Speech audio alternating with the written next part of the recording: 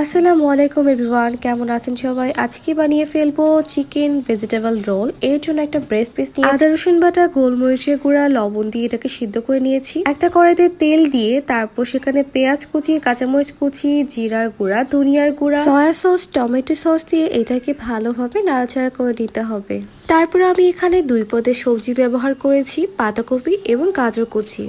আর দিয়েছিলাম কিছুটা মটরশুঁটি দিয়ে এটাকে ঢেকে দিয়েছিলাম সিদ্ধ হওয়ার জন্য। তারপর এখানে স্বাদ মতো কিছুটা লবণ এবং পরিমাণ মতো কর্নফ্লাওয়ার দিয়েছি। কর্নফ্লাওয়ার দেওয়ার সাথে সাথে এটার মধ্যে একটা আঠালো ভাব চলে আসবে, তখনই বুঝতে হবে আমাদের রোলের ভিতরে পুরটা রেডি হয়ে গিয়েছে। আমি আজকে বাজার থেকে কিনে আনা শীট দিয়ে রোলটা তৈরি করছি। এর জন্য শীটটাকে মাঝখান থেকে 2 ভাগ করে নিয়েছি, আর আমি ময়দা দিয়ে একটা আঠা তৈরি করে নিয়েছি।